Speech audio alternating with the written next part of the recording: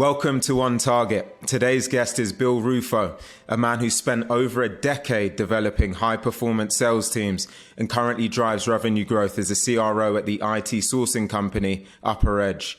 Bill's a big believer in building strong customer relationships, so I'm really excited to hear how his customer-centric approach fuels his innovative sales and marketing strategies. Bill, welcome to On Target. Thank you, Alex. I'm happy to be here. I'm honored. Pleasure.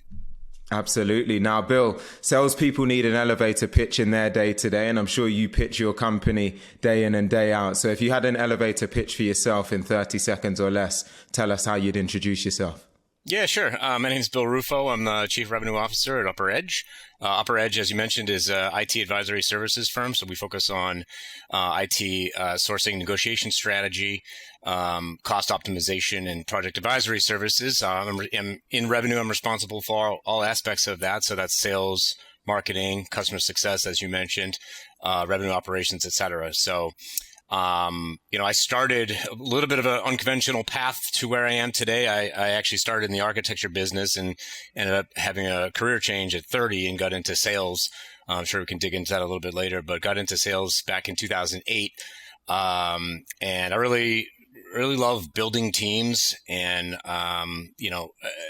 specifically super passionate about helping others build, their career progression through that and sort of, it's really what drives me in terms of a sales perspective. In addition to that, I'm a husband of 15 years, a father to 3 girls. I'm a huge Formula One racing fan, a bit of a golf nut, and I love to travel whenever I can. So that's me. Awesome. Love it. We've got to unpack the architect into career shift at age 30. So just talk to us a bit about your start and when that transition kicked into play. Yeah. So, I suppose I can go all the way back to college. So I grew up building houses. I used to frame houses, partly to pay for college. And I was always able to understand what the architect was trying to do, as it doesn't always apply in the field, right? And so I was able to translate the blueprints to what the project actually entailed. And, I went to undergrad actually and studied philosophy. So it took a little bit different track in undergrad because wasn't quite sure what I wanted to do.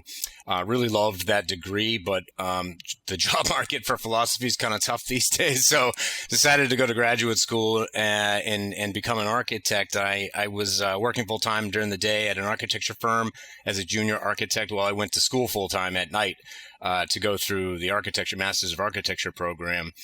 And, quite frankly, it was a really, really tough grind. It was probably doing 120 hour weeks in that workload and it really ended up falling out of love with the profession. And I can get into some of the details as to why. But ironically, at the same time, my fiance at the time, who was obviously now my wife, was in sales. And I used to start sort of digging into her deals and asking, well, why did you take it that way? What about the customer? What were they thinking here? And just really always curious about the solution that was being provided from a sales perspective. And I think it's fair to say I got on her case a little bit and she said, why don't you just do this? Right. So, that's actually how I dipped into sales for the first time, back in 2008, and sort of, worked my way into insurance sales. I actually started selling voluntary benefits, life insurance, disability, et cetera. 100% commission only, which was a really wild way to cut my teeth into the sales world. Really learned a lot, about business doing that way. And then sort of from there, sort of progress into technology. So that's kind of the first foray into how I broke through and got into sales. So we've got your wife to thank for the fact that we're on this call right now. That's really cool. That's really, really cool. I'd love to just take a moment to go back to that first role that you took on, that commission only role, because I'm trying to imagine what your mindset was like at that time, right? You'd obviously given up quite a lot. You'd had this big career shift, and some people might feel that at age 30 that they potentially missed the boat, or certainly maybe feeling like you're a bit late to the game. So walk us into the mindset of Bill at that time, commission only role. Just talk to us about that. Yeah, absolutely. And I think it's a really good point. I did feel like I was late to the game. Especially I had some friends that were in the business, and at 30, that first few years, even a decade out of college, you learn a ton in sales, and I sort of was late to it. And so I kind of rolled into this plan where I said, all right, well, what's my short-term goal in sales? What's my medium-term goal? And where do I want to be in a decade? Right.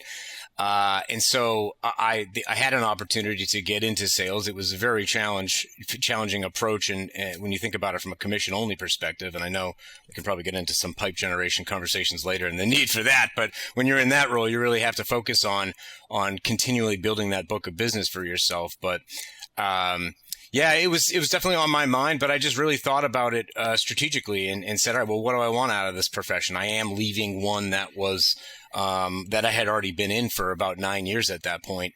So I really had to spend a lot of time thinking about, well, where are my skill sets? Where do I think I want to progress to? What do I need to learn to get to where I want to be? And I really just kind of mapped it out. So I had a lot of short-term goals and a lot of long-term goals that I wanted to keep in mind as I was progressing in my sales career. That's how I thought about it when I first started. Yeah, it's really interesting. I often talk about how when someone's back is against the wall, it's pretty incredible what they can go on to achieve. And sure you had an element of a bit of a chip on your shoulder to go out there and really move your career at a level of pace. And that's been able to happen for you. But by having your back a bit against the wall, you're able to find your way forward and achieve some incredible things. I do want to spend some time now and shift gears on the pipeline generation side of the house. Sure. It sounds like you had to, be right in the trenches doing a commission only role. So tell us a bit more about that experience and some of the key principles that you found to be incredibly important when it comes to pipe generation.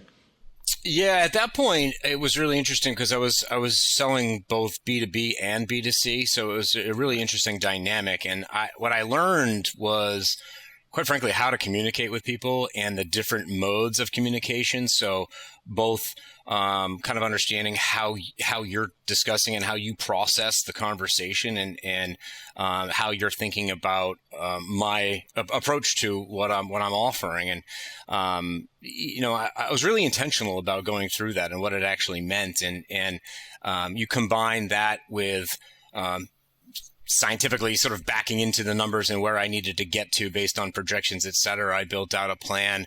It's kind of that sort of art and science that I know a lot of people talk about when we talk about sales, and you can apply that to building out pipeline, right? There is science and numbers behind what it takes to actually build out pipeline, but you also, you need to get in the conversation and be real and be empathetic with people to actually build pipeline that is genuine and sustainable. So that was kind of my first foray and approach into how I think about generating pipeline. I always knew it was going to be sort of the lifeblood to consistency and quality of business that not only I wanted to generate, but I also want to deliver as a product perspective to the customers through the customer's lens. But that's how I sort of approach it. I'd love to now fast forward into how you've been approaching that as you built and scaled teams, because I'm sure you can agree that for certainly some salespeople, pipeline generation is the less glamorous part of the job, but it's an absolutely necessary part of the job, as you describe, the lifeblood. So as you've now had to build and scale teams over time, how have you created a culture around pipeline generation that means that people are committed to doing it, can do it consistently and sustainably over time? Yeah, I mean, so communication's big. I talk a lot as a group in a group setting about pipeline and the needs to generate pipeline and the different types of pipelines that are generated. And I like doing it in a group fashion because I like to share ideas on what people have had success doing, down from a sequence, outbounding sequence approach down to the very messaging itself. Prospecting is always one of those things where messaging resonates different to one person than it does another, and you can have the same relative message and it just lands differently. And so I think doing that as a team and sort of getting that consensus and groupthink about what's been working and different strategies so that we can go at it as a team.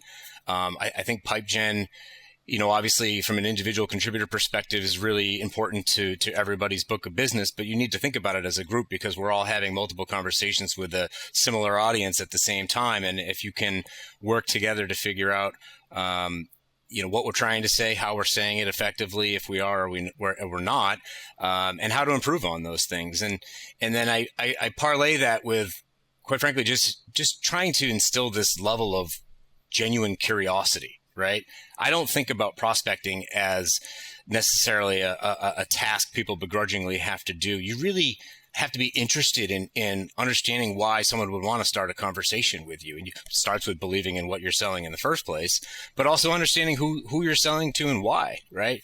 Customers, generally speaking, have a need. There's lots of products out in the marketplace. And if they don't know why, or you can't connect with them as to why, you're syncing up or want to have a conversation in the first place, it becomes very difficult. But that initial approach to being generally curious about what are they going through right now versus what this company is going through? It's to me, that was always a way to make it less sort of mundane, less more of a project or a task that had to be done versus somebody wanted to do to really drive their business going forward.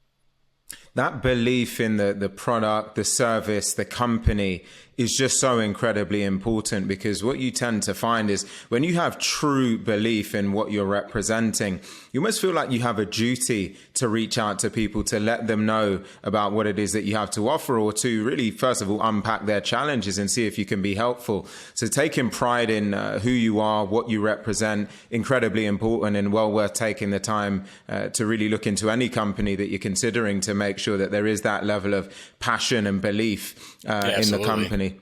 Right. Well, it's quite frankly, it's gonna read if you don't, right? If you don't believe in what you're talking about, it's gonna read on your, not only your prospecting calls, but even in whatever engagements you have going on. So it's really critical.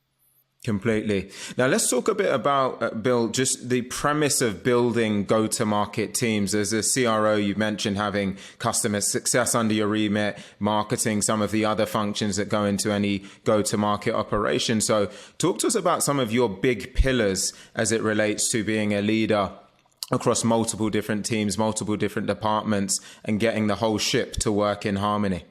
Yeah, I mentioned it before. Communication is definitely at the top of that list. I think it's really important to establish, open plans, communication, what groups, what different projects other groups are working on. It seems like everybody these days, no matter what your role is, you're probably doing too much right now with not enough time, and it's really critical for one, setting clear expectations with the group you're working with, but also to roll those understandings out to every other department that may be sort of ancillary or working side by side. So, from a go-to-market perspective, obviously, when you have alignment between, those go-to-market teams, marketing, sales, business development, et cetera, but how they communicate, internally to other departments is kind of critical too. That's a huge core fundamental building block to really having any sort of go-to-market success. And of course, the expectations not only of each individual player within those remits, but also the company as a whole. How does what we're all doing in our individual roles that we're playing affect the larger sum and how we're actually going to market? I love Daniel Pink's book, To Sell is to Human, right? Because we're all in sales to a degree. We just have different roles and different mediums of doing it. And even when our delivery team is talking to customers, they're selling as well, right? And they're going to market with the furthering of the brand. And so making sure that all those pieces of the puzzle know what the other pieces are doing and where everybody's trying to go is super important to the foundation or the fundamentals of that process, for sure. You've spoken a lot about the importance of communication, and it's also something that I hear a ton is one of the biggest challenges for other CROs or other, people in a similar role to yourself. So I'd love to know if there's any tactical things that you've been able to do or implement to really help to bridge that communication gap, especially in scenarios where many other leaders have a real challenge with that. Yeah, I mean, look, there's the technology communication channels that are out there, the Slacks of the world, Teams, et cetera, where it can streamline sort of different channels of communications or different types of communications. But I actually, I think sometimes, depending on the role, it can come down to explaining to somebody how you like to receive information, right? Because then you can literally have, when those interactions happen, they can be a lot crisper, more concise, and more efficient, right? So as an example, So I'm relatively new to the business here, and with my direct team, I made it pretty clear how I like to receive information, and that's sort of tell me what's happening and then give me the details following, as opposed to the opposite, right? Where I don't need this long story first. I want you to get to it so I can then process, right? Not everybody thinks like that, though. So it's really critical when you're talking to different folks in the business, how they like to and actually receive or send information. And I think getting to that level can often help a lot of the downstream communication strategies and plans that people have. And, I think not enough people spend enough time doing that. I've worked at several organizations that have gone through sort of those communication discovery exercises that people have, where you literally have the blocks on your desk to talk about how people communicate and what their methods are. And, I pay attention to that. And I think it matters when you're talking to communication. So from a tactical perspective, that's actually one area that I think is important. Absolutely. Makes a ton of sense. I'd be curious to know how you sustain that at scale. I'm not just trying to put myself in the mind of a CRO with a 300, 500 person org or beyond. Are there ways that you think that you can retain that balance of having the ability to just ask someone, what is your preferred communication style? How do you do that at scale? Have you thought through any scenarios whether you need to do that in a group setting or whether there's any, again, tactics around that? Yeah, I think the way I roll it out is that there are multiple modes of communication that you have in different cadences with individuals or groups and or both, right? So, for example, I have one-on-ones with all the sales reps and marketing folks weekly, right? In addition to that, there are group go-to-marketing meetings, right? So sometimes it becomes sort of tactics through practice where you're talking to people and actually working through the communication, and even coaching as you go, right? As opposed to delivering a said message or receiving a message from a group perspective. And I think having multiple types of touch points on a regular basis kind of instills the fundamentals of the communication process that you want, and over time those become really baked into the process.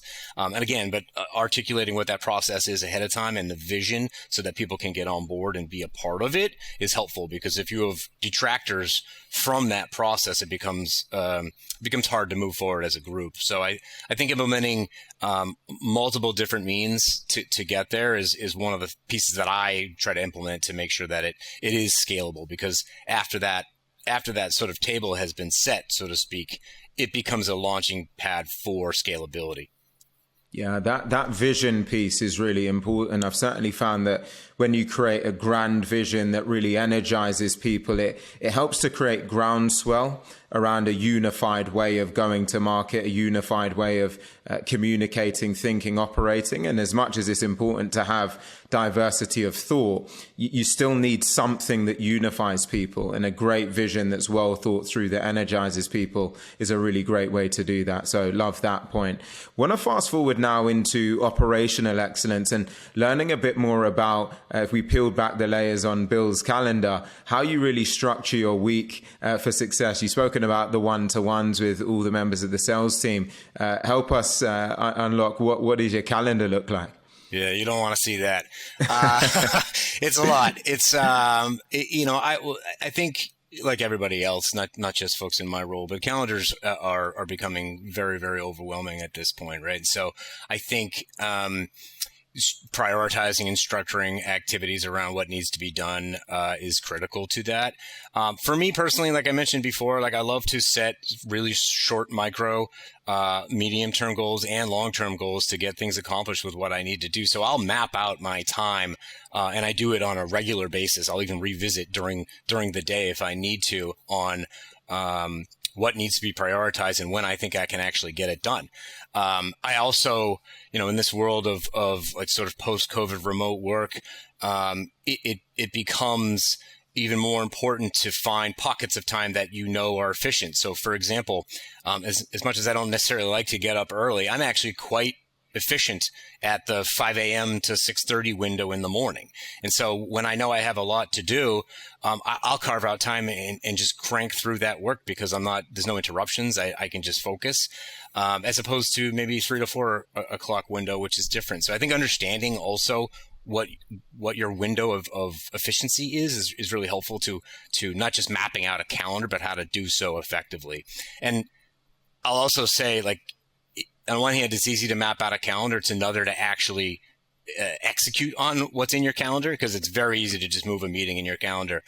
So it becomes critical to follow through on the expectations, even the ones you set for yourself, sort of those daily goals and levels of accomplishment that even subconsciously we might not even be thinking about, but they matter. And so having a list of an external list that I do, even a on paper to-do list, in addition to my calendar, kind of what helps me manage a lot of that, because as you know, you can get pulled in a lot of different directions.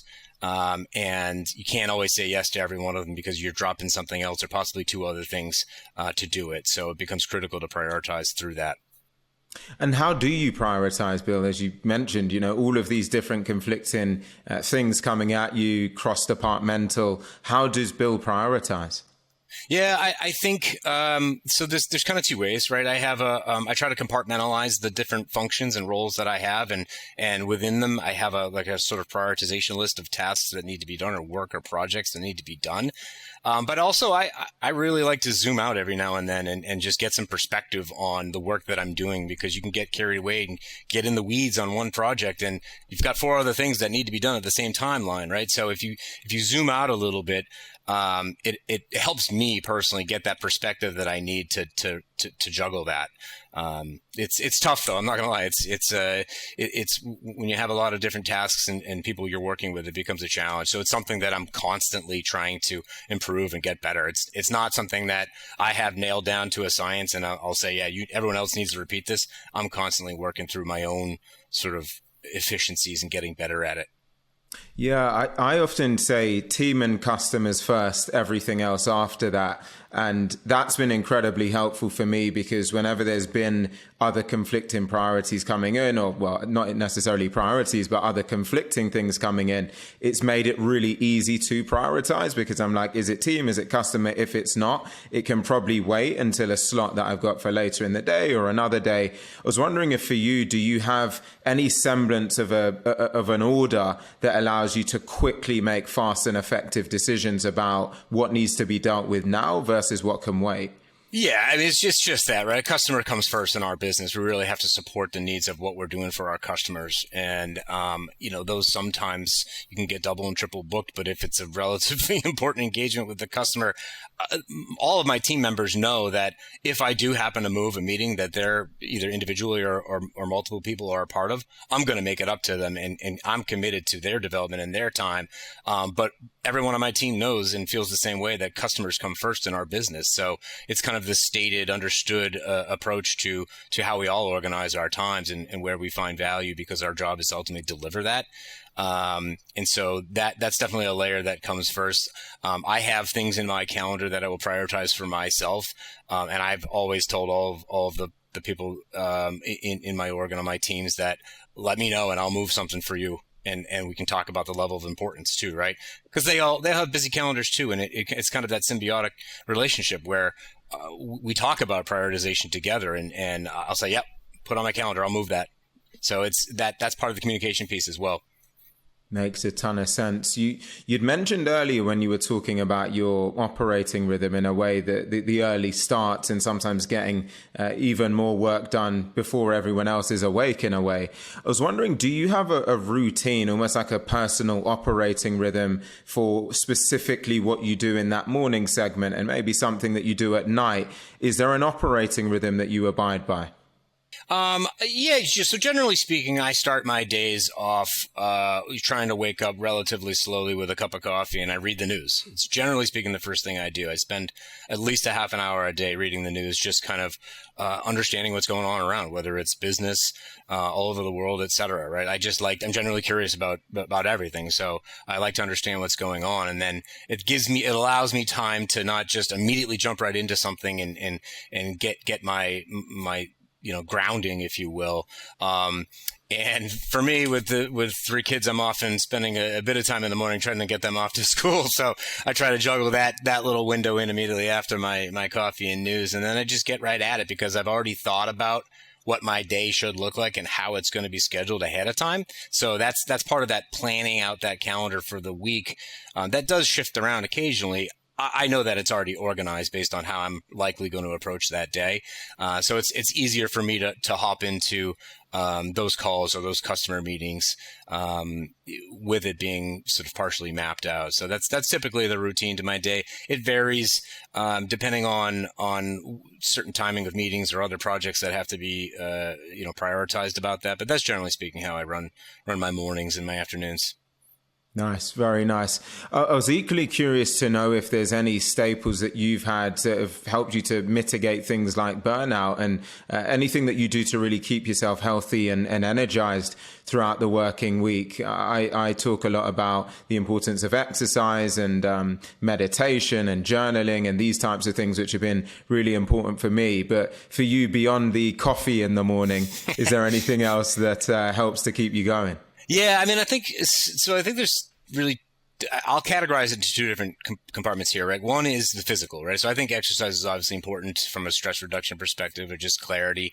I'll sometimes go for a run at lunchtime, right? I'll take my lunch break and I'll go for a run. And some folks will say, well, how do you have time for that? I find running, I think a lot while I run, and I brainstorm and I come up with ideas while I'm running, probably to get me think about not the fact that I'm running and don't want to be, right? But it becomes actually a really productive session for me to get through, and also naturally provides a physical benefit from a health perspective. But I'm a lifelong learner. I love listening to podcasts, reading books, reading articles or watching webinars from other thought leaders around the industry. I really feed off of that sort of critical thinking component, probably stemming back from my philosophy background. But that's actually what gives me a lot of energy to think about how I'm going to attack the business, and combining that with my sort of sense of general curiosity around things. I find a level of sort of energy, if you will, and passion for what I do, and I feed off a lot of others, and hearing that discussion and that debate and dialogue, et cetera. So that's the sort of other side of the coin for how I find myself energized for what I do. So all of the above plus a coffee in the morning, and you're good to go. Note taken.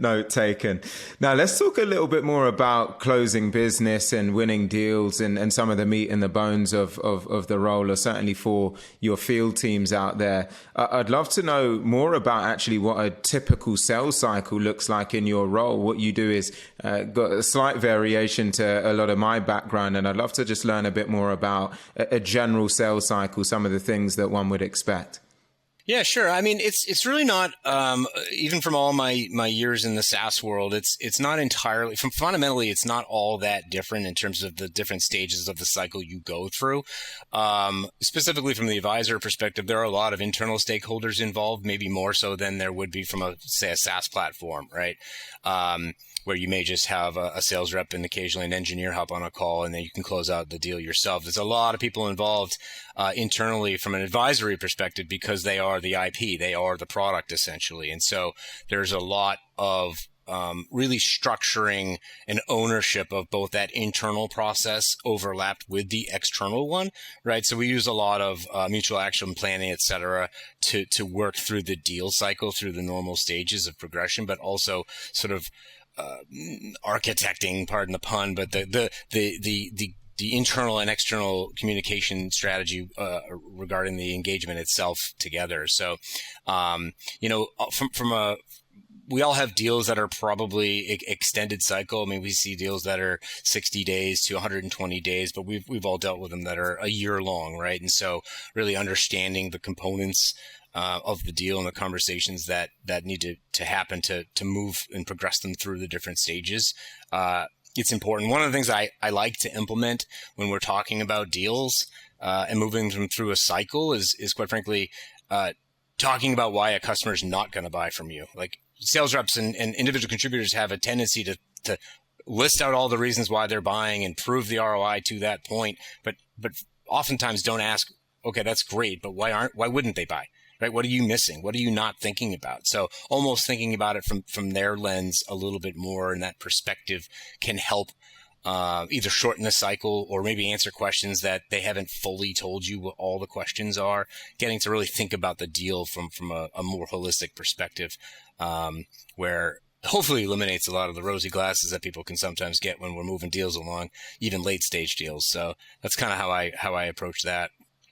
And how intentional do you feel a seller can be with a question of that nature? I.e., do you see a scenario where salespeople could and should actually take that type of question directly to a customer to say, hey, why haven't you bought, or why would you not be compelled to buy? Or do you see that as more so a conversation you should be having internally with leadership as part of a deal review, for example? Yeah, it's definitely the latter. You should be having that conversation as part of a deal review. I do, though, think that many times, and maybe more so than implemented commonly, it can be had with the customer, because I don't think it has to be a sort of combative or argumentative position, right?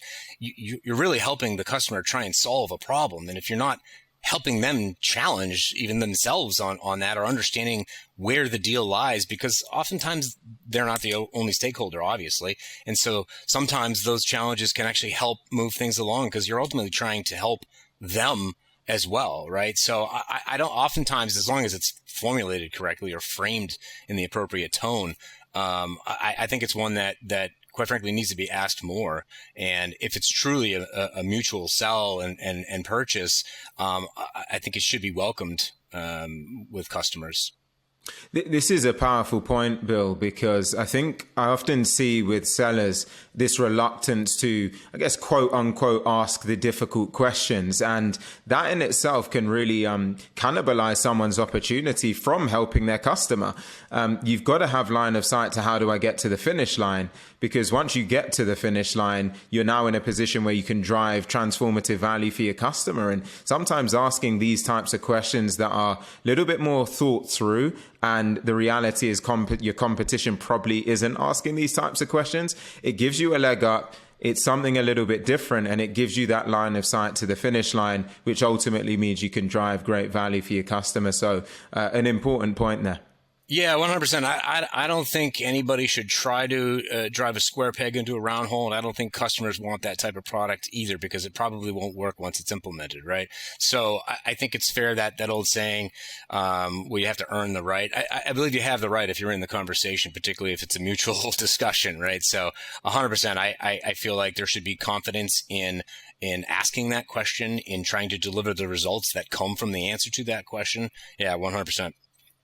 Got it. Now, we've spoken about the importance of customer centricity. We're speaking about asking some challenging questions.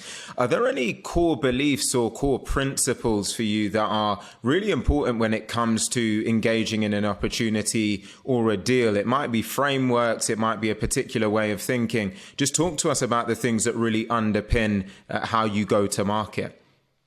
I mean, look, I think empathy is really a core tenet to both the team itself and to the customer, right? If you're really trying to implement a product and solution that's going to drive value to the customer, you really have to be genuine and understanding and want to understand how it's going to be implemented. That's you know, I know empathy has been a common buzzword as of late, but it's probably for a reason, right? It matters, and customers know that and can sense it. So you really have to be genuine in the desire to approach a customer with a conversation.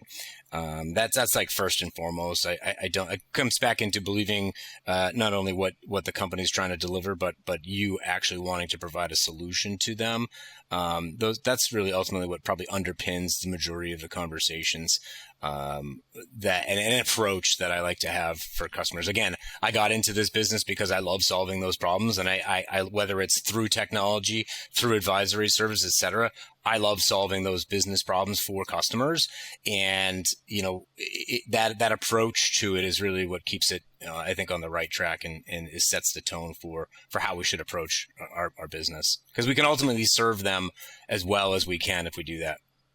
Absolutely. Now, it'd be great if you could talk to us about a deal that sticks out in your memory that's got a key takeaway. It's quite common people tell me about their first deal or their biggest deal, but any deal that you have in your mind that sticks out, walk us through a key takeaway, lesson or learning. Yeah, I mean, it just goes back to my last point about asking questions, maybe some of the hard questions. And it's, I think every rep, an individual contributor or leader has probably had a deal like this. It's not all that uncommon, but usually it stings the most when they're really large ones. But where you have a deal that is even late stage and to the point where they've even given you a verbal, or it's like the phase 2 of another project that they've already done.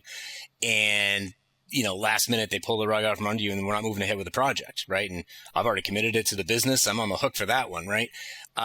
It happened recently, and I think it's really important to take a look at that and examine that and learn what you can from it. Is, did we ask the questions? Did we make assumptions that we probably shouldn't have, right? Did we rely on those assumptions, or did we take for granted the verbal that we got and sort of sit back and take our foot off the gas a little bit? I think we've all been in a situation where we know deals aren't done until they're done. And even then they're not done, right? So, it's one of those things that you just got to go back and reset your process and your approach to the business. And it just came up recently, so that's why I was thinking about it. But it's not all that uncommon, and people do it. But I think what you do with that information and how you evolve as both an individual contributor or a leader, and continue either working with that customer or somebody else is kind of the important piece there. So really kind of understanding the takeaways and learnings from that, a loss like that, is important. Makes complete sense. Now, Bill, we've got to get your perspective on hiring the best talent. I'd love to just spend a few minutes just talking about some of the key principles behind your hiring criteria. What do you tend to look out for and why? I'm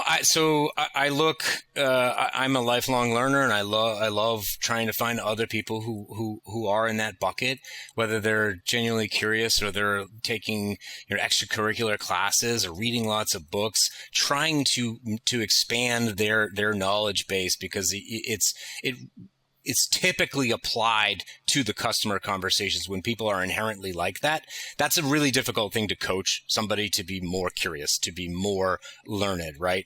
And so I think it's one of those key elements that you really look to try and find in people, because I do believe it's going to really bring something to the table from a customer perspective that is just one of those intangibles.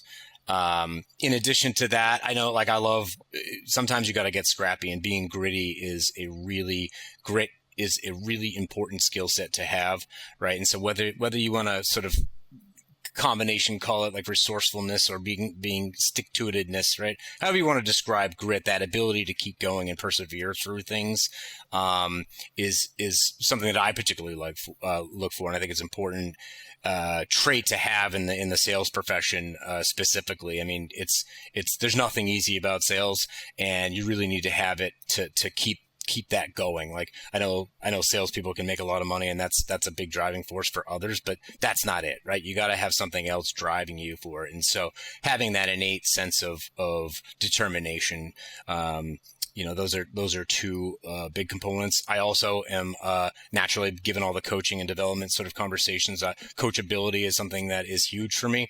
It's very tough to have somebody who's stuck in their ways and really narrow with their vision of how they've done things in the past.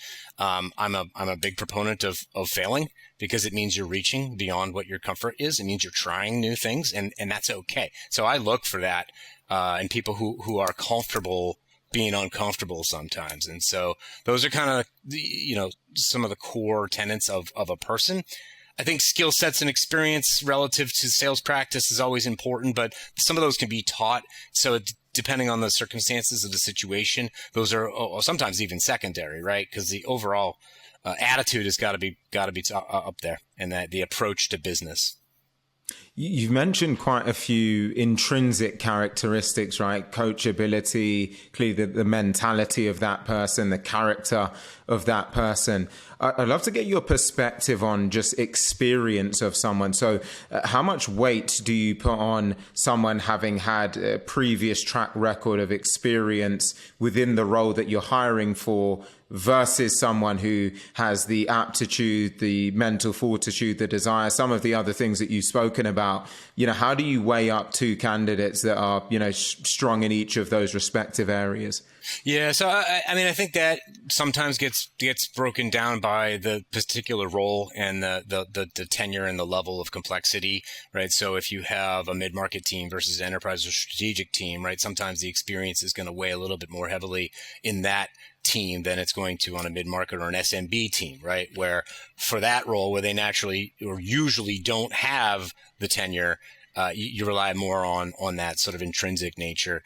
And, it's really tough for someone who hasn't had the experience in the super complex sale or super complex product to just jump right in what it means to be a strategic or enterprise seller. And so you really have to weigh circumstantial situations for that. They're both important, and you just kind of weigh based on situational awareness.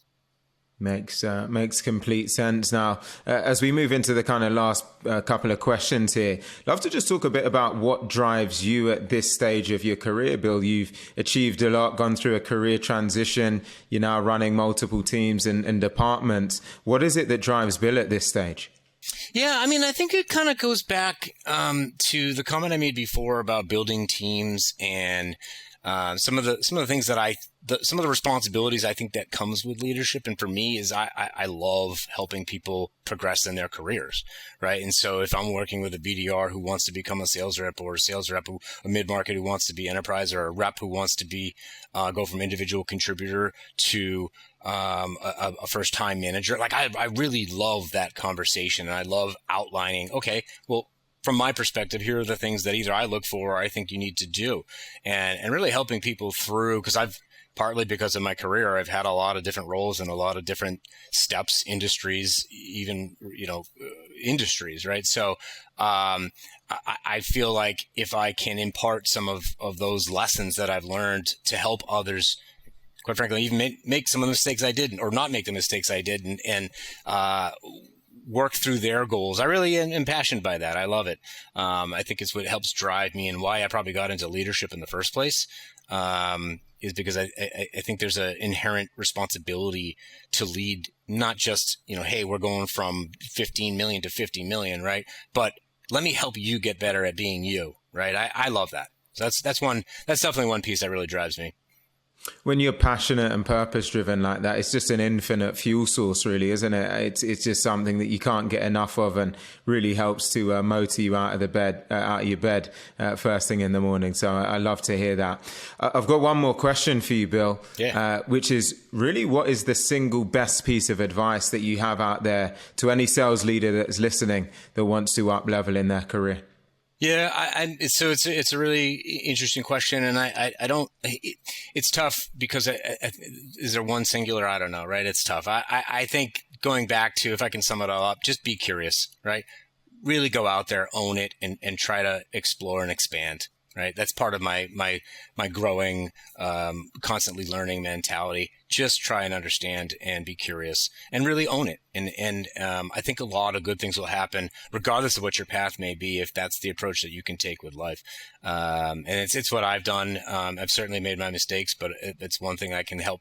I think people can help move on in their careers if they approach life like that. To be curious and own it. What a way to end the episode. Have you enjoyed being on, Bill? I have. It's been great. I appreciate it, Alex. Absolute pleasure. Well, to anyone out there that's listening, I hope that you've enjoyed this week's episode. Please take a moment to share it with a colleague, like, comment, share, and subscribe. And I look forward to seeing you on the next one.